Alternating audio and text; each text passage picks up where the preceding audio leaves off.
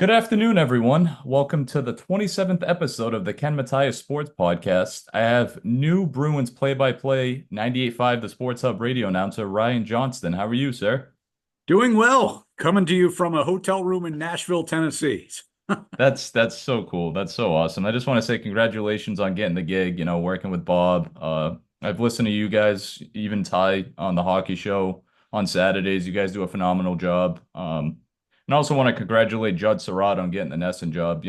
It's hard to replace Jack Edwards, but everybody does a phenomenal job. But I want to get right to the meat and bones. I mean, talk about your career. Obviously, you're a big hockey guy, and just talk about how you kind of came up through the ranks. Well, it's been a long road and a long story, but kind of the Cliff's Notes version of it is, I grew up wanting to be a play-by-play guy. It was kind of always a dream of mine.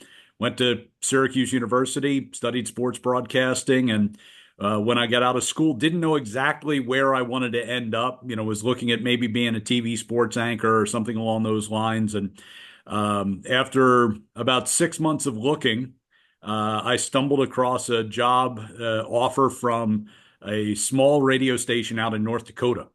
And the reason I ended up taking the job was they offered me the chance to do 130 to 150 games a year of play by play. Wow, that's a It lot. was going to be a lot of high school and junior college stuff. It was football, basketball, and hockey, which I had never really done before. And so I jumped at the opportunity, went out there and lived for almost 2 years. And really at that point, kind of realized that there might be a future here in the play-by-play thing. And in particular, I fell in love with calling hockey games, even at the high school level, because of the challenge of it, how fast the game moves, and you really had to be prepared for anything. And so, I from there kind of lucked into a job in the American Hockey League in Lowell right before the season started back in 2000, and did that for 9 years.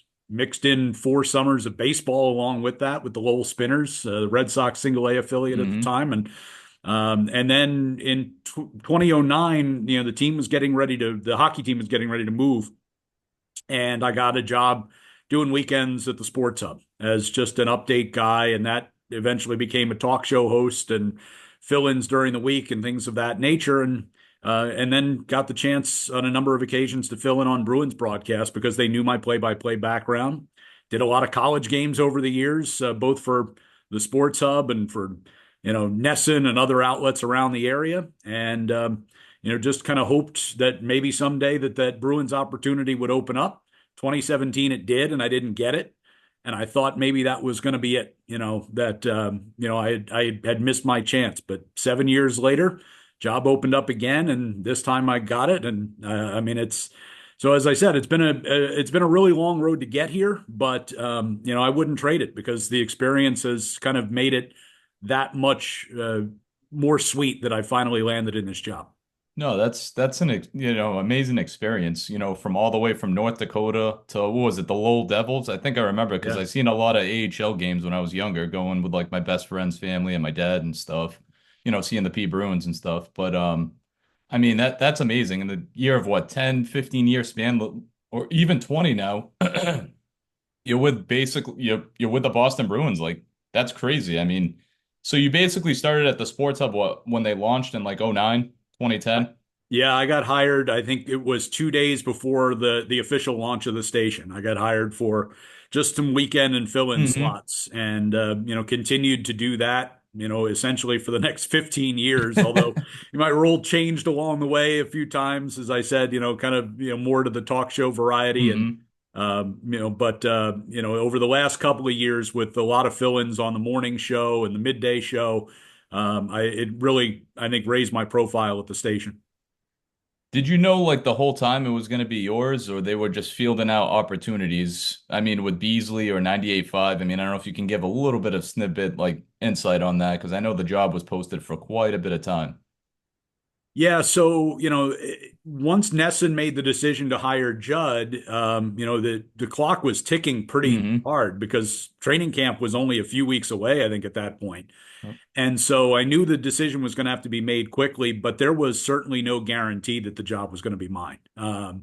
they even from a legal perspective, their federal regulations when it comes to broadcasting jobs, they have to go out and do an A actual search. search and solicit other people, and so they were interviewing other candidates as far as I know, and they were serious about it, and it just so happened that that this time I was able to be at the top of the heap. But there were some tense moments in there those few weeks because I wasn't sure what, and especially after what had happened 7 years ago. So many people told me back in 2017, "Oh, it's got to be yours. It's got to be Yeah. yours," and it wasn't. So you never really know for sure until they actually offer you the job. And so I'm really thankful that they did, but there were a lot of sleepless nights over the course of not only that, but waiting to hear, because I was also a candidate for the Nesson job as well. Oh, wow. Okay. I got the chance to audition for them, and so that kind of played out over the course of 6 or 7 weeks, and then you added on another few weeks before the radio station made its decision. It was a good 2.5 months of tossing and turning every night. Wow, that's incredible because I remember it used to be Dave Guccier, right? If I'm saying his name right. Dave Gosher. Gosher, sorry, Gosher. sorry. Yeah. Yeah, I probably pronounced his name wrong. I'm sorry. But I remember he used to do the play-by-play on the radio and then he got hired. Was it the Vegas inaugural season? Yeah, he The got first hired season? and still is the TV voice of the Vegas Golden Knights, and does a tremendous job. He I does. always thought he was, when he was doing the radio at the Sports Hub, and before that at BZAM. I mean, he's one of the best in the business. I love the way he calls a game. Oh yeah, for sure. And I'm sure you guys probably keep in, contact and stuff like that. And you'll see him probably when you guys go out to Vegas at some point this year.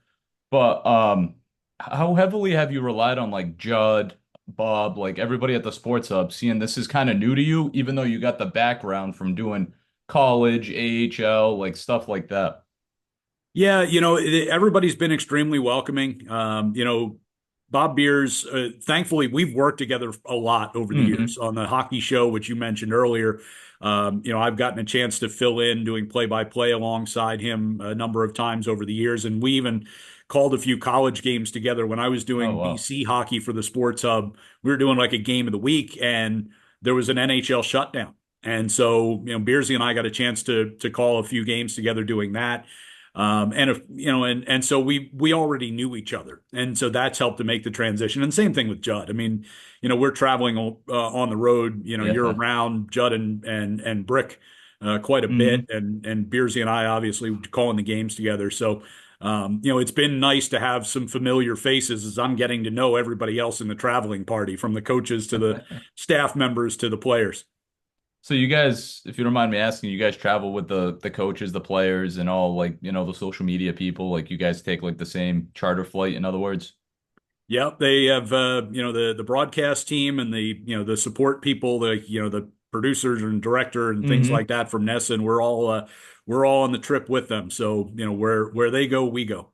Oh, that must be pretty cool. So you guys get to basically speak to the players on a personal game level. You can even throw it on the broadcast, like, hey, I just talked to Pasta on the plane, whatever it is. Like you guys kind of get to do that, right? And kind of just talk about it. A little bit, it's there's a little bit of a buffer A there fine between, line. which there should be.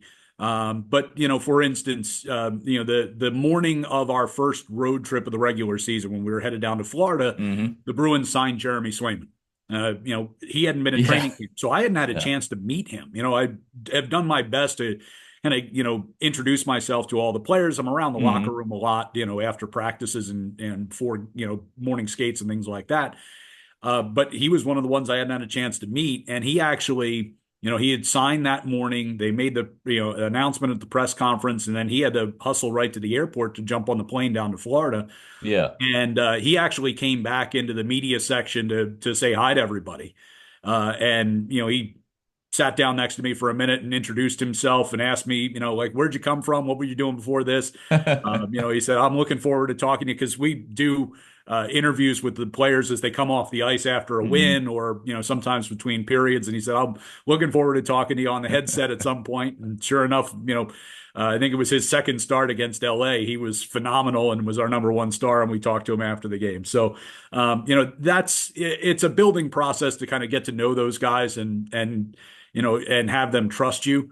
But every one of them, to a man, that I've had a chance to have a conversation with has been welcoming, and they've all been genuinely good guys. Oh, that's good. I mean, from the coaching staff to the players, and obviously I want to not point out one person, but how's Pasta? Because I've seen a little bit of that NHL face off or whatever it is inside the NHL on Amazon on at home, and I'm like, wow, like I've seen William Nylander, the Maple Leafs, he's good friends with Pasta, stuff like that. And I got to see a little bit of the episode of Swayman, obviously they were talking about in the Sports Hub. And I got to see Pasta too with his wife and his daughter and stuff like that. And he just seems like a personable guy. So I'm curious how that interaction with Pasta is like one-on-one or just in the locker room. Yeah, I mean, what you see is what you get. He just Yeah. always seems to have a smile on his face and is kind of making a wisecrack or something like that. He is one of a kind, no question about it. Oh, I mean that's great to hear. I'm glad like, it's been an easy transition. I want to shift gears a little bit, obviously. I want to talk, I know it's only what, 6 games into the season, but how's it been so far being on these road trips and basically going to probably cities that you haven't been to in your lifetime or you have maybe for vacation with you and your family and stuff? I mean, obviously Florida, a lot of people go to Florida, but how was like the Utah trip? And obviously they're 3-2-1 in like the first 6 games. So how's it kind of been? How's the vibe kind of been? It's been a lot of fun. It takes some adjusting. This is our last stop on what was I think it's an 8-day road trip Yep. where there's only 3 games. In fact, I just Jim Montgomery and I were just on an elevator together a few minutes ago, and he said, this is a weird trip because we've had a lot of downtime.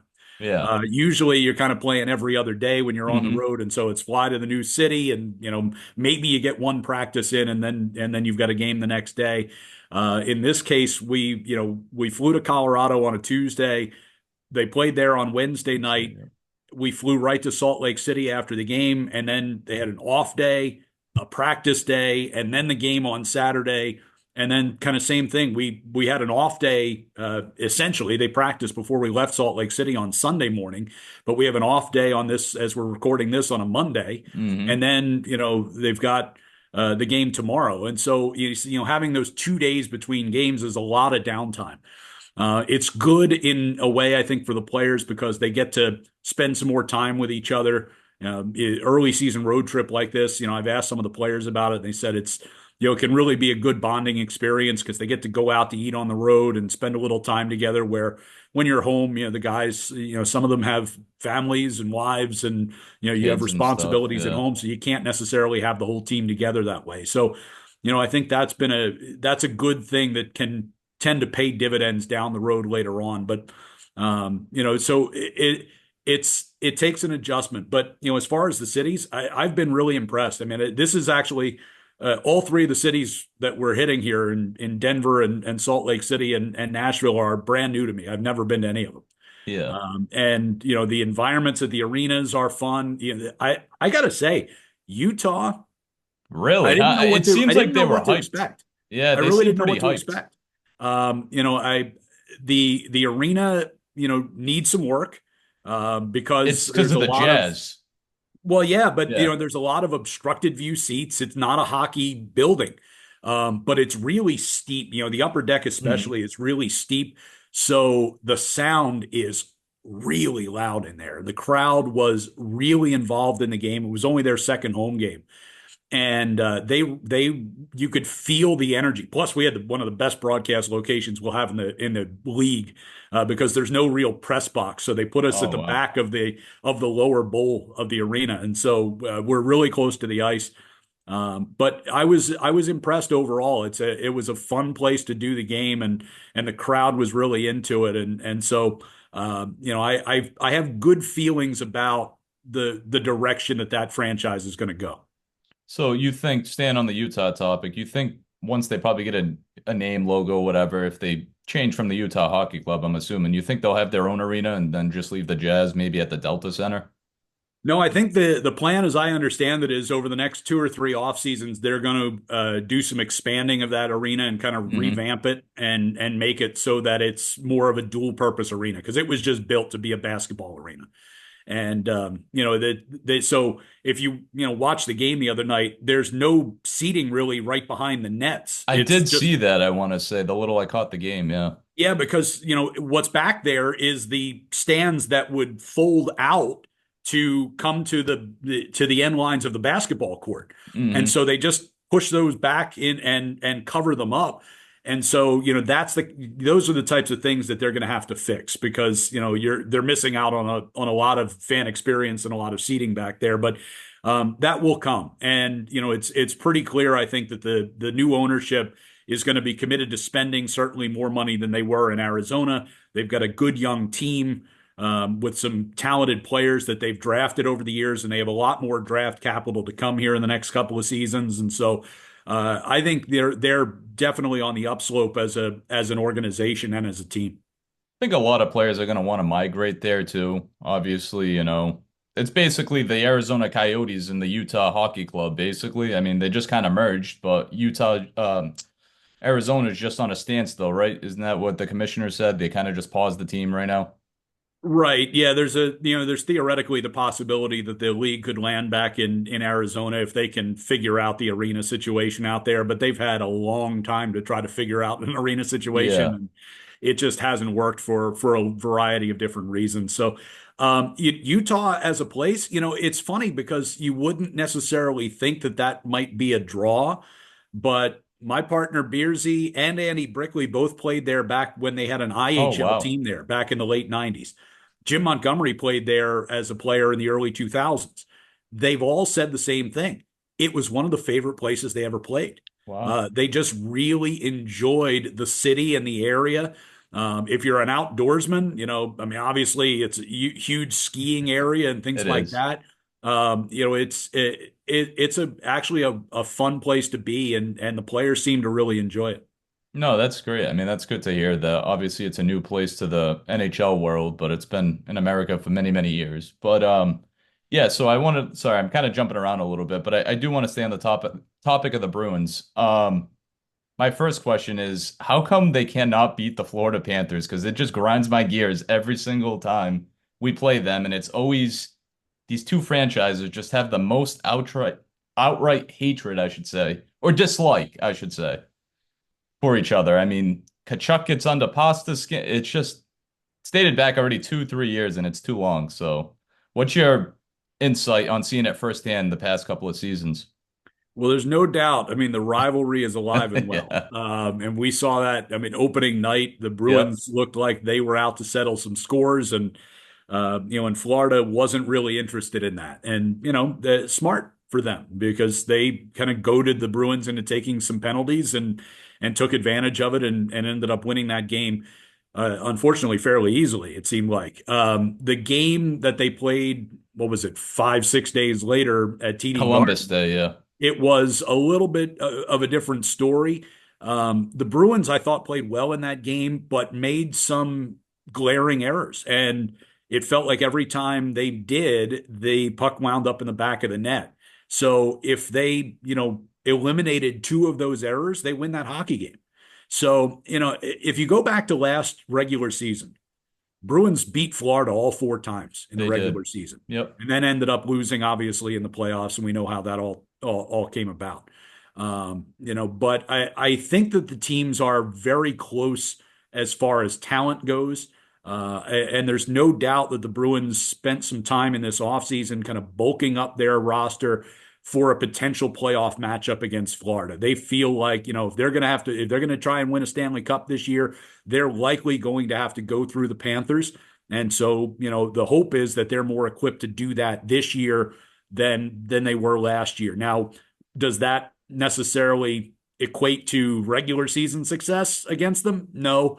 But I think, we've got two more games that we'll see between those two teams, and I would expect that both of those games are going to be rough games to play in, and then who knows, maybe we'll get seven more come April or May.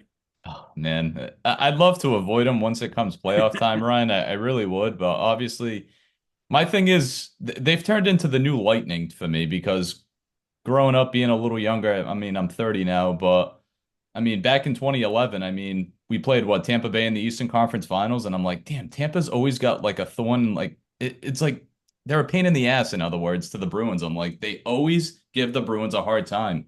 And now I've kind of faded away. Now it's to the other Florida team down south.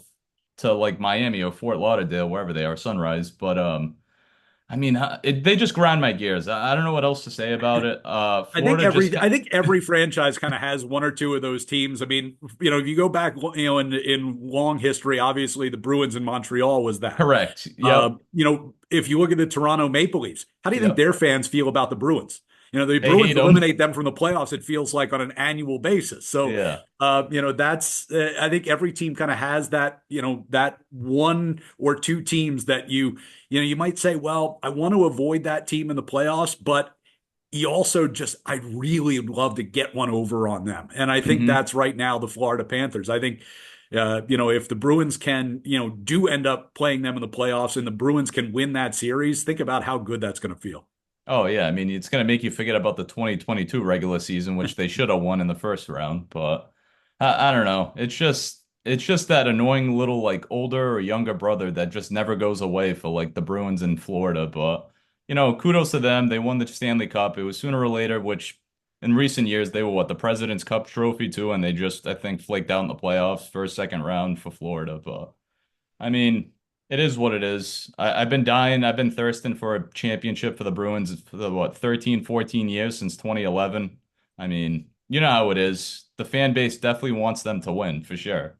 And being broadcasters, you'd like to see them win too, because obviously you're around these guys 24/7. But Yeah, um, I mean, that's now, my ultimate dream was to make it to the NHL. I've accomplished that goal. got the So call my next ultimate dream is to get to call a Stanley Cup winning, game. And as the radio side broadcaster, I'm the one who would get to do that for this team. So, Yeah, that's believe me, awesome. I hope that it happens at some point. I'll take this year, next year, any year after that. Yeah, absolutely.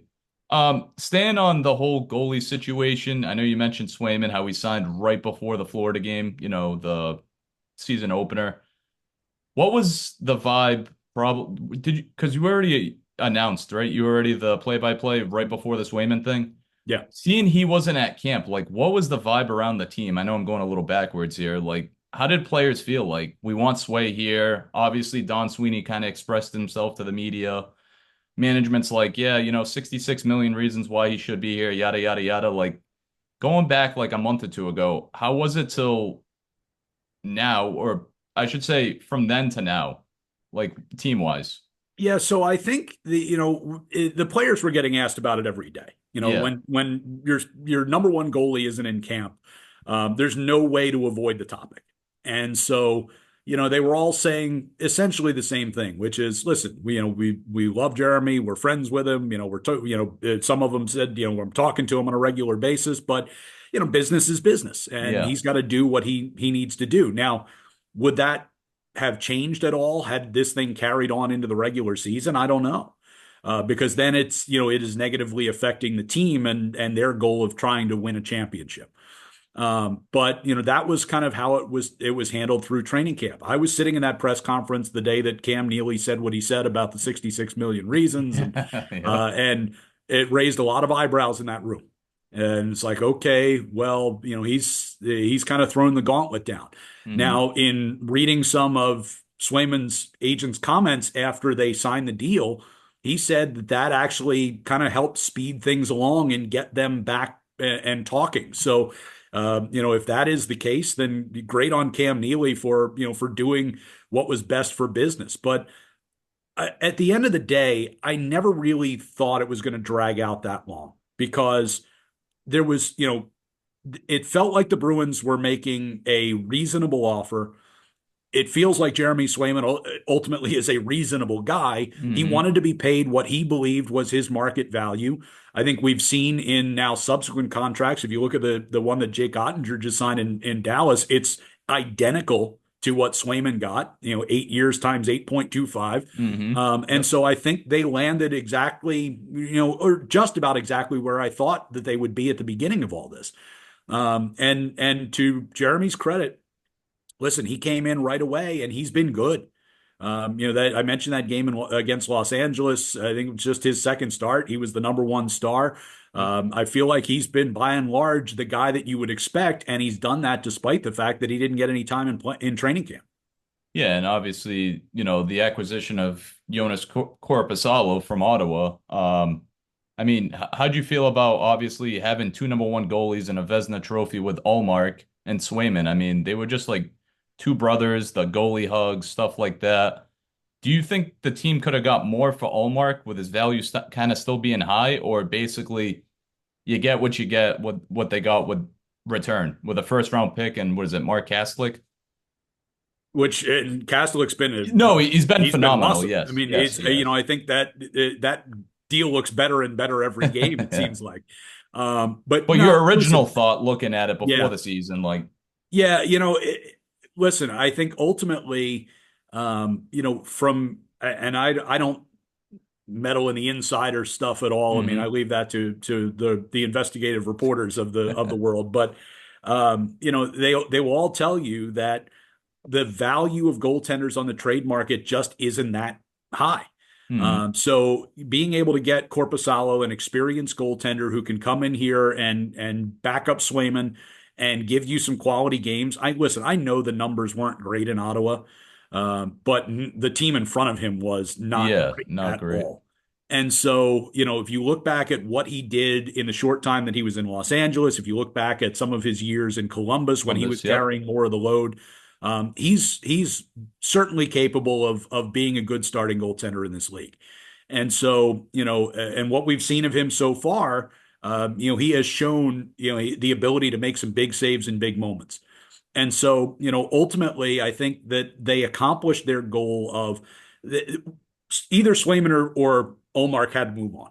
They just one of both of them wanted to be full-time starters. Both of them wanted to play. I think Jim Montgomery said it during training camp. Both of them wanted to play 55 games.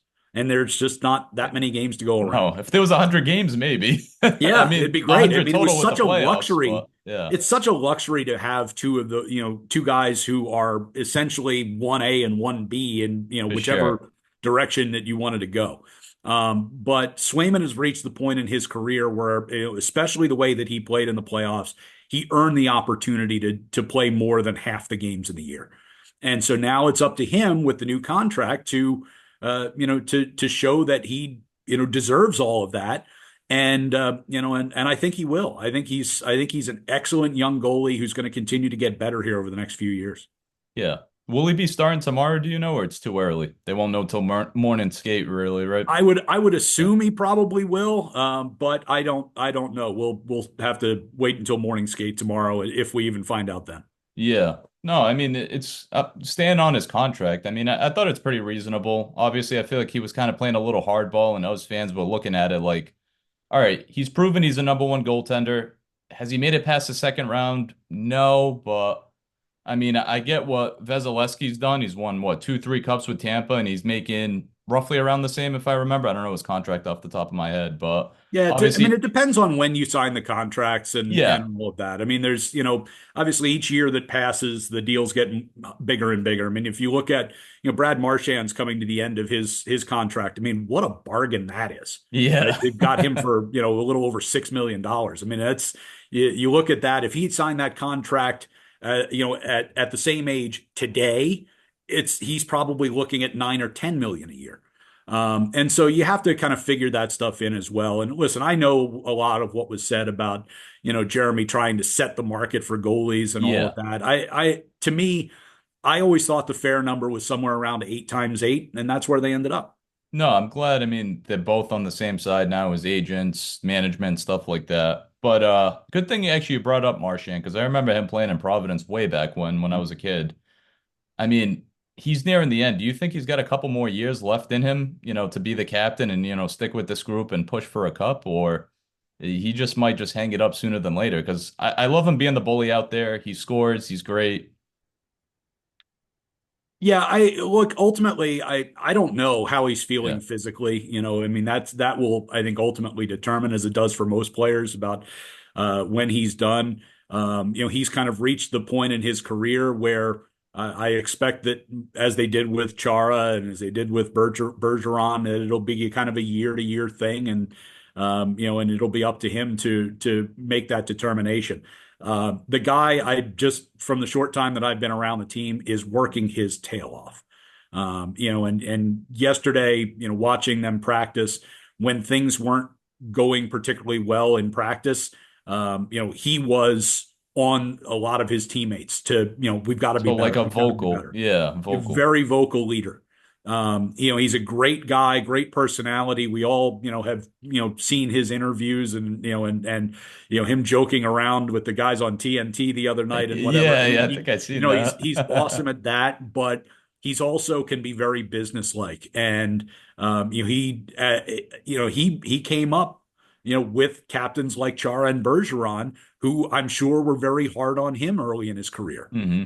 because they demanded the best from their teammates, and he's carrying that on. And guys who are playing on this team now, when Marchand moves on, will be carrying that on and giving that same advice and demanding the same out of their teammates. That's part of what has made the culture around the Bruins such a valuable part of their success. And you hear that from players, whether they've played in Boston or not. You hear it from players around the league that they respect what Boston has been able to accomplish year in and year out, and that's a big part of it. And having the most points, what, in the recent years too, in all of the NHL. I mean, that's impressive. I mean, obviously we want championships and stuff like that, but no, I mean, like I said, I've seen that man grow from like basically a kid out in Providence working for Bruce Cassidy as his head coach, if I remember correctly, back in like 08, 09. I remember him to who he is now as a 33, 35-year-old dad. It's like, wow, like he's been impressive. I mean, I loved him working with Bergeron, Chara, like you said. So, I mean, I hope he plays another few years. I mean, I love his play. I love how he's a bully on the ice, and I'm glad to hear that you're telling me he's a vocal leader because that's what captains should do in any And kind of sport. I was reading a piece the other day that mentioned that I think it was Bruce Cassidy years back kind of pulled Marchand aside and they had a conversation about his legacy. Like, what Wow. kind of player do you want to be remembered as? Do you want to be, remembered as just a rat, which, for a good chunk of his career he was, and kind of, Yeah. he was great at that role, or do you want it to be something more than that? And he, I think, has really taken that to heart and has become a much more rounded player. And again, listen, playing alongside Patrice Bergeron, who I will say, Patrice Bergeron is probably my favorite athlete of all time in any Yeah. sport. I just love the way that he carried himself, the way it was, he gave every bit of effort he could every single night at both ends of the ice, never Even took a hurt shift too. off. Yeah, I mean, we all know some of the hell that he went through during Yep. the playoffs. And so, I think having played alongside him for so long, I think that a lot of that rubbed off on Marchand, and he realized that, he can be and I think he is a Hall of Fame player. Hmm. And that he had that ability. You mentioned him in playing in Providence years ago. He was still in Providence, or he came into Providence when I was still in the American League. So I got a chance to call a few Oh, there you of go. their games against us in Lowell. Yep. And I remember looking at this guy and going, like, who Who is is this this guy? this little rat? He's running around causing problems. I don't think anybody at that point could have ever imagined that at the age that he's at now, the career that he has been able to have, and that he's a captain in this league. It shows how hard that of a worker that he has really been throughout his career. No, that's amazing. Obviously, getting to call some of his games out and when you were with Lowell and stuff like that, and to see him just race through the ranks, it's like he came in his rookie year, he won the Stanley Cup. It's like how many people can basically say that? I mean, right off the rip, like, hey, I just walk into a championship. Sometimes it happens, but one last thing, I know we're short on time. I'm probably getting a little off topic. I love how the Bruins brought back Jay Leach. I don't know if you've had a chance to speak with him, former P Bruins head coach. I know he went out to Seattle for I think a couple of seasons. I mean, how has he been like basically being an assistant coach with like Chris Kelly? Probably forgetting some of the guys off the top of my head and helping, coach Montgomery. Yeah, I haven't had a chance to interact with him too much. I called some of Jay's games. He was a Lowell Devil for about 30 games, I think, Yeah. one year. But I think the coaching staff here, is very well respected. Jay Leach, I think is certainly a future head coach in the National Hockey League. Yeah. You talk about his time in Seattle. Joe Sacco, who's a former I was head thinking coach in the about him. league, who's now, Yeah. kind of the top assistant, and Chris Kelly, who Bruins Used to fans play for them. certainly Yeah. know his background and what kind of Yeah. a player he was. And so, I think Jim Montgomery's assembled a really good staff here that can help him. And I mean, from Leach and Sacco, you've got some tremendous defensive minds there. And, we saw it the other night in Utah when there's a defensive, there's a timeout, there's a defensive zone face-off coming up. It's not Jim Montgomery that's got the clipboard in his hand. It's Joe Sacco. He's the one who's kind of, in charge of the penalty kill. And so those guys, I think, provide some valuable insight for Montgomery and for the coach and for the players, I should say. No, that's great insight because I love hearing that the camaraderie is good between the players and coaches, and obviously they're following the leader of Montgomery. But that's all I really had. I appreciate you joining me, Ryan, and I thank you so much. Best of luck as your broadcasting career progresses, and have fun on all the road trips and be safe. I appreciate it. Thanks, Kim. No problem.